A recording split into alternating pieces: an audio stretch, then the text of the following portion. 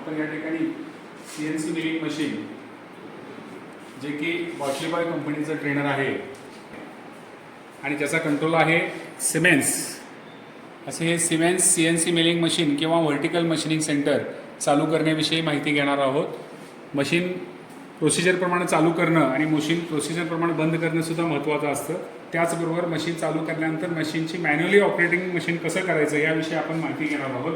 तर या ठिकाणी तुम्ही जर बघितलं तर मशीनचा मेन सप्लाय जो आहे ICTP मधून येतो, तो ICTP स्विच किंवा मशीनचा मेन सप्लाय या ठिकाणी चालू करणं महत्त्वाचं आहे. त्यानंतर हा जो मेन सप्लाय आहे तो मशीनला देण्यापूर्वी स्टॅबिलायझरला दिलेला असतो आणि स्टॅबिलायझरवरचा जो स्विच भगव्या कलरचा आहे तो ऑन करणं या ठिकाणी महत्त्वाचं असतं, तो ऑन करावा लागेल. त्याच्यानंतर स्टॅबिलायझरला सप्लाय आल्यानंतर स्टॅबिलायझरचा जो सप्लाय आहे तो पूर्ण होण्यासाठी स्टॅबिलायझरवर समोरच्या बाजूला रिसेट किंवा स्टार्ट बटन असतं, ते प्रेस करावं लागेल. त्यानंतर स्टॅबिलायझरचा जो सप्लाय जो आहे मशीनला दिलेला आहे आणि तो मशीनवरचा आडवा असलेला हा स्विच उभा करून ऑन करणं महत्त्वाचं असतं. तो या ठिकाणी ऑन होईल आणि ऑन केल्यानंतर मशीनवरची लाईट लागलेली आणि पूर्ण मशीनला सप्लाय जात असलेला या ठिकाणी दिसेल. तर मशीनवरच्या ह्या कंट्रोल पॅनलवर किंवा ऑपरेटिंग पॅनलवर अशा पद्धतीचं बुटिंग होतेलं या ठिकाणी दिसेल. बुटिंगवरच्या सर्व स्टेप झाल्यानंतर स्क्रीनवर ॲक्सिस दिसतील, X, Y आणि Z. त्या ॲक्सिसचे 0 सिम्बॉल्स तिथे येऊपर्यंत थांबणं आपल्याला महत्त्वाचं असतं. त्याचबरोबर तुम्ही वरच्या बाजूला जर बघितलं ब्लिंक होत असणारा मेसेज जो इमर्जन्सी स्टॉपचा दिसेल आणि या ठिकाणी खालील बाजूला तुम्ही जर बघितलं तर सिम्बॉल्स आलेले दिसतील. हा इमर्जन्सी स्टॉप घालवायचा असेल कंट्रोल पॅनलवरचा रिलीज करावा लागेल. तो रिलीज केल्यानंतर रिसेट बटन प्रेस केल्यानंतर त्या ठिकाणी तुम्हाला इमर्जन्सी स्टॉपचा मेसेज गेलेला दिसेल आणि त्या ठिकाणी दुसरा मेसेज ड्राईव्ह नॉट रेडीचा आलेला दिसेल. तर हा मेसेज घालवण्यासाठी मशीन ऑनचं बटन जे स्क्रीनवर असतं ते दाबावं लागेल. ते दाबल्यानंतर लुब्रिकेशन शॉटचा पण एक शॉट पूर्ण होईल आणि मशीनला ॲटोमॅटिक लुब्रिकेशन होईल आणि या ठिकाणी मशीन पूर्ण चालू झालेलं दिसेल. आता मशीन पूर्ण चालू झाल्यानंतर मशीन मॅन्युअली ऑपरेटिंग करण्यासाठी आणि मशीनच्या मॅन्युअली हालचाल करण्यासाठी या ठिकाणी जोग मोड तुम्हाला दिसेल. हा जोग मोड ऑन केल्यानंतर जोग मोडचा सिम्बॉल या ठिकाणी येईल आणि हा सिम्बॉल आल्यानंतर आपल्याला मशीनच्या मॅन्युअली हालचाली या ठिकाणी करून मशीनचा रेफरन्स करावा लागेल. तर ह्या ठिकाणी तुम्ही खालच्या बाजूला जर बघितलं तर ॲक्सिसमध्ये X प्लस आणि X मायनस डाव्या उजव्या बाजूला दिसेल. त्याचबरोबर Y प्लस आपल्या साईडला आणि Y मायनस पुढच्या बाजूला दिसेल.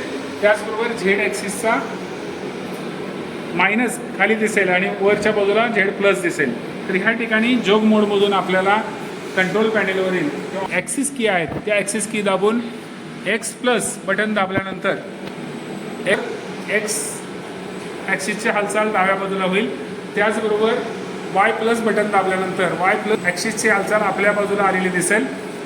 त्याचबरोबर Z मायनस दाबल्यानंतर ॲक्सिसची हालचाल खाली येताना दिसेल. अशा पद्धतीने आपण 50 ते 75 मीटरच्या ॲक्सिसच्या हालचाली केलेल्या मायनस साईडला या ठिकाणी दिसतील. आणि त्यानंतर आपल्याला मशीन 0 करण्यासाठी होम पोझिशनला जाण्यासाठी MDI मोड घ्यावा लागेल. हा MDI मोड घेतल्यानंतर MDI पेज ओपन झालेलं दिसेल. त्या MDI पेजमध्ये आपल्याला मशीन होम पोझिशनला जाण्यासाठी कंट्रोल पॅनेलवरील G75,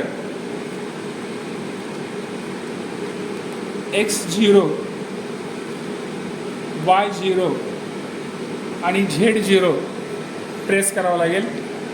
ते प्रेस केल्यानंतर या ठिकाणी स्क्रीनवर हा प्रोग्राम टाईप झालेला दिसेल आणि हा प्रोग्राम टाईप केल्यानंतर आपल्याला मशीनवरील रिसेट आणि सायकल स्टार्ट बटन प्रेस करावं लागेल.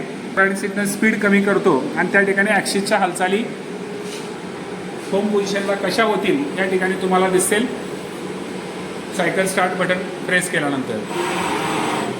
अशा पद्धतीनं ॲक्सिसचे 0 या ठिकाणी झालेले दिसतील तुम्हाला. ॲक्सिसचे 0 झाल्यानंतर पहिल्यांदा मशीनवरचा स्पिंडल जो आहे तो ऑन कसा करायचा याविषयी या ठिकाणी माहिती घेता येईल. जोग मोडमध्ये मशीनचा स्पिंडल क्लॉकवाईज डायरेक्शनने फिरवण्यासाठी स्पिंडल राईट हे बटन प्रेस केल्यानंतर तुम्हाला या ठिकाणी स्पिंडल फिरलेला दिसेल. त्याचबरोबर ते बटन सोडल्यानंतर ते थांबेल आणि त्याच्यानंतर स्पिंडल लेफ्ट म्हटलं की उलट्या दिशेनं स्पिंडल फिरलेला जोग मोडमध्ये दिसेल आणि स्क्रीनवर सुद्धा कशा पद्धतीने तो फिरतो या ठिकाणी दिसेल. त्यानंतर MDI मोडमध्ये आपल्याला स्पिंडल क्लॉकवाईज आणि अँटी क्लॉकवाईज फिरवण्यासाठी MDI मोडमध्ये आपल्याला प्रोग्राम द्यावा लागेल. तर MDI मोडमध्ये प्रोग्राम देत असताना डायरेक्शनने फिरवायचं असेल स्पिंडल तर M03S 200 RPM इथं टाईप केल्यानंतर मशीनवरचा रिसेट आणि सायकल स्टार्ट हा बटन दाबल्यानंतर त्या ठिकाणी तुम्हाला स्पिंडल क्लॉकवाईज डायरेक्शनला फिरलेला दिसेल. तो स्पिंडल क्लॉकवाईज डायरेक्शनला फिरेल, रिसेट केल्यानंतर पुन्हा थांबेल. त्यानंतर तोच स्पिंडल उलट्या डायरेक्शनने फिरवायचा असेल तर पुन्हा आपल्याला MDI पेजवर पूर्वीचा तयार केलेला प्रोग्राम M04 द्यावा लागेल. तो M04S 250 RPM आपण दिल्यानंतर पुन्हा रिसेट आणि सायकल स्टार्ट हे बटन दाबल्यानंतर स्पिंडल तुम्हाला अँटी क्लॉकवाईज डायरेक्शनने फिरलेलं दिसेल.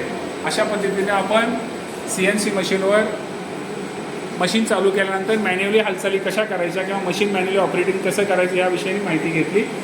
रिसेट केल्यानंतर स्पिंडल जागेवर थांबेल आणि पुन्हा मशीनवरचं काम सगळं झाल्यानंतर आपला मशीन कशी प्रोसिजरने बंद केली, जशी मगाशी चालू केली त्याच उलट्या पद्धतीने आपल्याला जाऊन मशीन बंद करावं लागेल. तर सर्वप्रथम